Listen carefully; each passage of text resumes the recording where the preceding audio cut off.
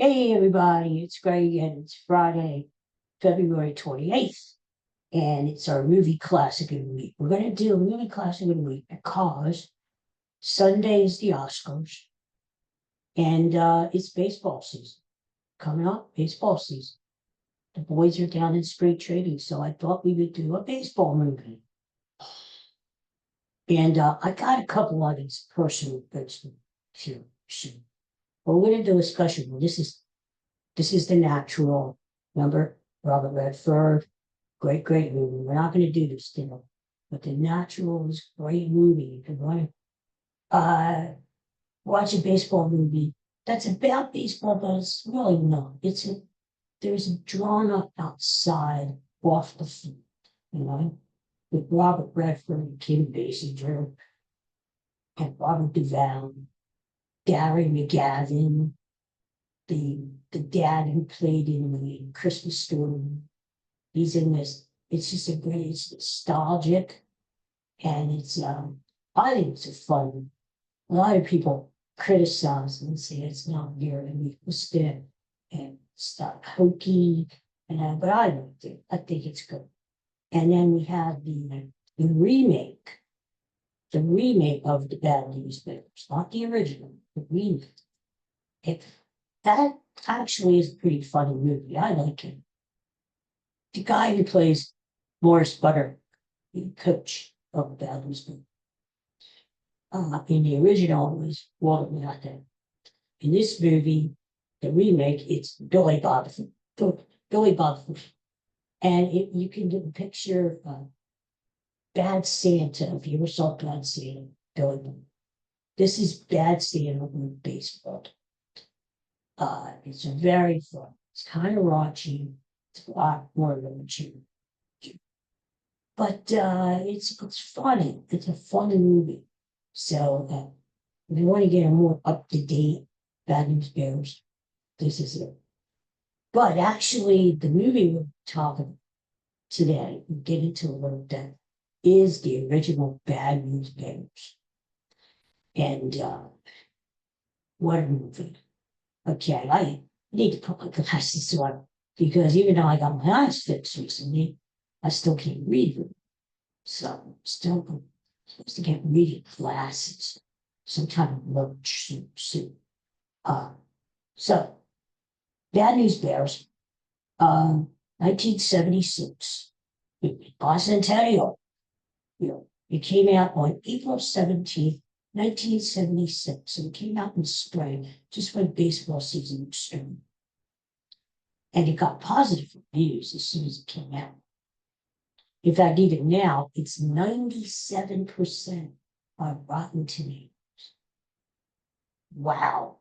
There's not that many movies that get a 97% favorable rating on Rotten Tomatoes. But it did, and it still does. It's just a great movie. And of course, the premise is about a little league team. They're awful. They're terrible. And they are persuaded they can't find a manager or coach.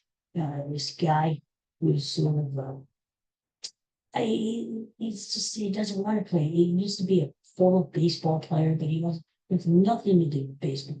He just sort of wants to schlep around and drink a little bit. And they persuade him to coach this baseball team. Walter Matthau, the great Walter Matthau, you know the Walter that he was from the Odd Couple with Jack Lemmon, the original movie, not the Tony Randall, Jack Klugman TV show. Walter Matthau was in so many great movies over the years. And so this coach takes over his hapless baseball team. And, he tries to, more than turn them into winners, he tries to boost their confidence. So you guys aren't losers. Stop acting losers. Okay? Maybe you don't play baseball as well as the other kids, but you're not losers. You're not losers. And pretty soon these kids, because they constantly lose at baseball, and they can't hit, they drop the ball, they can't pitch. they start to think of themselves as people, as kids, as losers. And Buttermaker shows them that they're not losers. He changes their attitude, and it eventually changes the way they play ball on the field. And he gives them some pointers about how to get better at the game of baseball. It's a really fun movie. It's a cute movie. It's a charming movie. And I still remember, well, we're going to talk about it. I got to tell you a joke that Mathau told. The great Walter Matthau told this joke on Johnny Carson back in the day, back in the 80s. And I'll never forget it. It was a great joke. And he's sitting there and he says, I want to tell you a joke. So he said, there's three guys sitting around talking in a nursing convalescent. Three old guys. The first old guy says, my boy, I'd give anything in the world if I could just have a good number one. I mean, a good number one. I mean, not the drips and the drabs that I have now, but a good number one, a steady stream. I'd give anything. Second guy says, well, I'd give anything in the world if I had a good number two. If I had a good number two, a solid number two, not this forcing and running and squeezing the room. I want a good number two, I'd give anything. So the third guy says, boy, you think you have it bad. At 7:30 every morning, I have a tremendous number. I mean, it's like a waterfall coming in. It's like the Mississippi River. It's a great number. 7:30 every morning. Then at 7:35 every morning, I have a great number two. I mean, it's a tremendous number two. It's like a volcano on the deep. 7:35 every day. So the other guy said, well, what are you complaining about? And I said, well, I don't get out of bed until 9. I don't get out of bed until 9. Talk about messing the bed. Anyway, that was Walter Matthau's joke. And he had Johnny Carson just in tears. Meanwhile, Jack Leonard sitting counseling, just looking at some shades and walking to Walter. All right, back to Bad News Bears. So it was directed by a guy named Michael Richard. It was written by a guy named Bill Lancaster, who was Burt Lancaster's son. And again, it was about Little League Baseball. And a lot of it wasn't just about the Bad News Bears themselves, but it was about the whole Little League thing. How the coaches and the parents take it a little bit too seriously. You know, they're out there, the kids are supposed to be out there having fun, right? It's a competition, but you're having fun. You know, but the coaches, especially the coach of the rival Yankees, the dreaded Yankees, who was played by the great Vic Morrow. You remember Vic Morrow? Vic Morrow played in the TV series Combat in the early 60s. That was about a platoon in World War II. I've always liked his gun, the machine gun, Vic Morrow. And sadly, Vic Morrow died on the set of the Twilight Zone movie. In the Twilight Zone movie in the 80s, he died. He got too close to a helicopter, and he was literally, to keep you up, decapitated. Vic Morrow. But he played the coach of the Yankees, and he was this father who was he was too much of a winner. In fact, his son was the pitcher on the team, and he went out to the mound because the son couldn't control the ball, and he was hitting some of the Bad News Bears players with the ball, and the Vic Morrow slapped him and knocked him down. And that just pissed the kid off. The kid decided, okay, I'll show you. And what he did was he got a ground ball to him and he held the ball. And it was an inside the park grassland home run from Bad News Bears. And at the end of it, Yeah, the Vic Warren keeps yelling, throw the ball, Billy, throw the ball, Billy, throw the ball. And he just drops the ball on pitching him and he walks him. Just like this. I'll show you, Dad. Well, that picture, the kid, who played that part? Brandon Cruz. If you've heard of the name Brandon Cruz, he played Eddie in the coach of the League's father. The little kid, cute little kid, with Bill Bixby. Remember Bill Bixby? And Bill Bixby, what an actor. He played in My Favorite Martian, and then he was in the Incredible Hulk. He was the original Hulk, along with Lou Ferrigno. But Bill Bixby, um, Bill Bixby's kid, Brandon Cruz, who played in Coach of Eddie's father, played the pitcher, the Yankee pitcher, in Bad News Bears. Some other stars. Well, we know Tatum O'Neal played the female lead, and she was quite good. And she went on to she won an Oscar. Little kid. I think she's still the youngest kid to win an Oscar. I believe so. In Paper Moon. Paper Moon. She did that movie set back in the Depression era, with her father, Ryan O'Neal. That was her dad.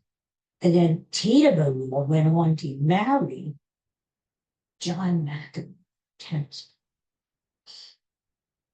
I tell you what, Tatum O'Neal grew up to be a gorgeous, gorgeous girl. I haven't seen her for, I bet you she's still.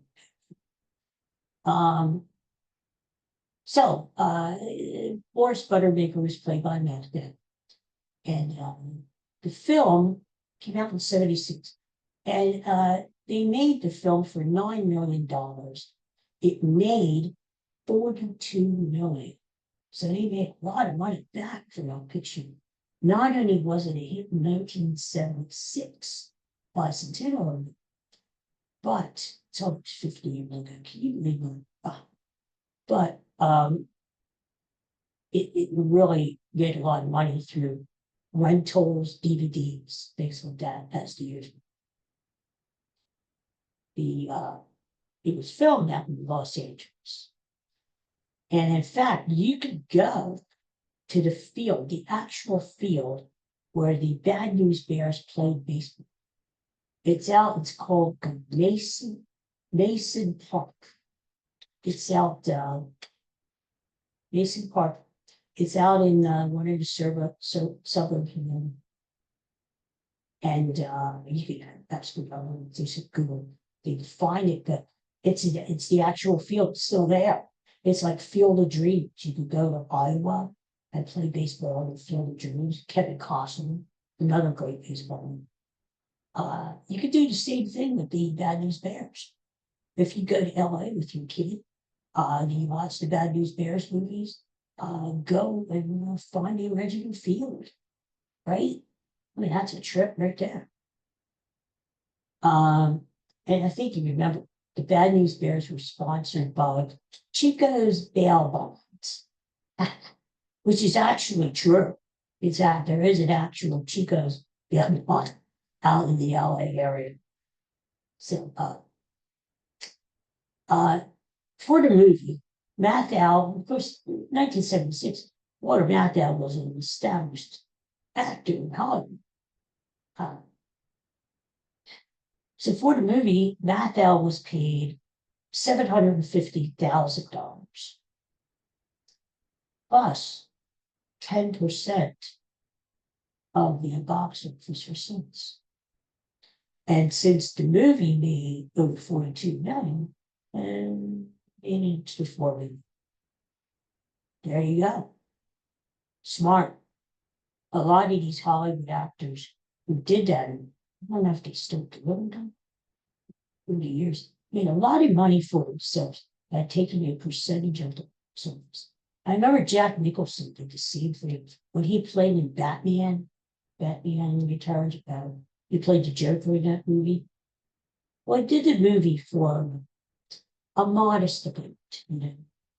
But he took a small chunk of box office receipts, and he made something like $80 million for himself.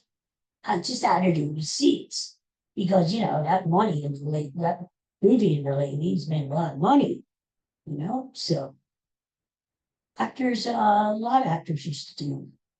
But Tatum O'Neal for her role, and she was only a kid. She was about 11, 12 years old. She was actually paid $350,000 for that role.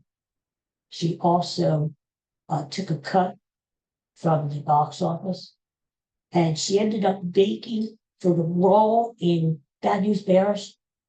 Tatum O'Neal, little kid, actually made it to $1.9 million for that role. And again, Rotten Tomatoes, 97%. Some things about the movie. You see Warren Matthau, Buttermaker, drinking beer all the time.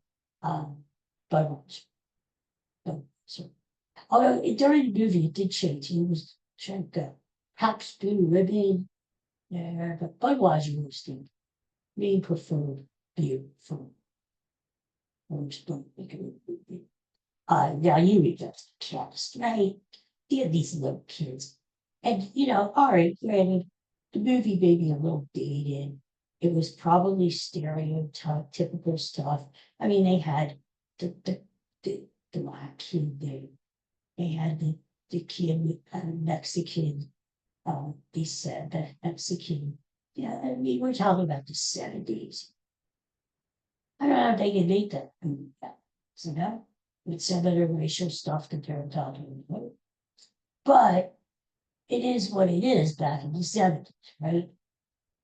I mean, they had a kid who was slightly overweight, and they had another kid who was like the brainiac, and they had the bad kid who rode the motorcycle around the field, who turned out to be the best player, Kelly Leak, and it was sort of stereotyped, but yeah, back then it was good fun. So here's some of the names of the characters of the players. You have these kids. Tanner. Tanner was the little boy with the long blonde hair who really sucked at baseball. And he was the feisty. At the end, he's told the Yankees to stick the trophy up to what? To Geeky. And he was the feisty one. He wanted to fight all the older kids, but he was the determined one. And he was the one who stuck up for his teammates, especially Timmy Lucas. Timmy Lucas was the little kid, blonde hair, who was very shy, and he was probably the worst player on the team. No doubt that, the worst. Although he made a big catch in the championship game. But Banner took Timmy under his wing and sort of sheltered him from the bad guys on the Yankees, who were making fun of him. That's the thing about this movie. It's not just about baseball. It's about the relationships between the kids, relationships between the kids and the adults. It's very interesting dynamics involved in this movie. So you may look at this movie like, it's only a movie about Little League baseball. Yeah, but it's a lot more going on. If you really look at it, it's very interesting how the kids themselves develop through the movie, from losers thinking they were losers to thinking they were winners at the end, and how they all kind of they all bond together. They're fighting together at the beginning of the movie, and they're throwing their gloves at each other, so each other that they suck. But by the end of the movie, the Bears rally around each other and they stick together. That's what the movie's about. Then you had Ogilvy, who was the brainiac of it. Kelly Lee was played by the Jackie Earl or something. A lot of these kids have never heard of Boundaries. That unfortunately they didn't go on to big careers in industry other than Tatum. Maybe these kids were typecast, you know. Maybe they just didn't pursue acting after the Bad News Bears. But I mean, some of these kids appeared in the sequels. We're not even talking about the sequels. They had sequels, which weren't as good. Bad News Bears break spring training. Bad News Bears go to Japan. Yeah, it spawned a TV series. It spawned the remake in 2005, which we talked about with Brandon Thornton. The Bad News Bears franchise made a lot of money from somebody. And it spawned a lot of other movies. For better or for worse, right? Ahmad was the African American kid on TV who idolized Hank Aaron. Engelbert was the catcher who was overweight, and he got the big hit during the championship game. Rudy Stein is the tall kid with the glasses who came in the pitch during the championship game, being said to Mr. Butterby, manager Butterby, don't put me in. Please don't put me in. Don't put me in. And then you had Titty. Titty was, yeah. And Joey was the name of the Yankee pitcher who got slapped, but then ultimately had the last slap over his father. Well, let me give you my final thoughts about those films. I haven't seen this movie in a long time, but if I saw it if it was streaming or saw it on TBS or one of those, I'd stop watching. I would, because it not only gives you a taste of what life was like back in the 70s in California, it was a much simpler time. You know? Then again, you have all these dynamics going in this movie. Plus, it's just a lot of fun. It's a breezy, short movie. It's only in the movie for 32 minutes. And wow, the slide in was a lot of drama going up to the end. I won't tell you the ending in case you didn't see. But it's sort of a fresh, nice ending, you know? You expect something to happen, there's a little twist at the end that you don't see coming. So it builds up to this film. So I would say Bad News Bears, especially with baseball season coming on now, rent it or stream it. Rent it. What the hell? Was it Blockbuster days? Stream it or watch it with your kids. It's a great baseball movie. It'll get your kids into the flow, especially if they're playing Little League Baseball now. Right? And it's funny as hell. It really is fun. When these kids are so inept out in the baseball field, it is funny. Walter Mack, that's good. All right, well, that's our movie classic week. We'll do another one soon. Maybe we'll do some more baseball movies. Think about it. There are a lot of great baseball movies. The Natural, Bang Me Drums Slowly, which is very depressing about. Field of Dreams, of course. Great movie. So many great. The Sandlot. The Sandlot was a good movie. Another kid movie too. Not a great baseball movie. Probably more great baseball movies than any other sport. I mean, football, you had some football like Black Sunday. You had Remember the Titans. My favorite, The Longest Yard with Burt Reynolds, not the Adam Sandler, the Burt Reynolds one. So some good football movies. You had basketball movies, Hoop Dreams, Hoosiers. We are talking about Gene Hackman. Some good basketball movies. Slapshot, hockey, Kingpin, bowling, right? But on the whole, baseball has more movies and more good movies about baseball and sport than movies. Check them out. All right, everybody. Peace and love. Enjoy the Oscars this weekend. And I'll see you again soon. See you guys tomorrow. Take care. Bye.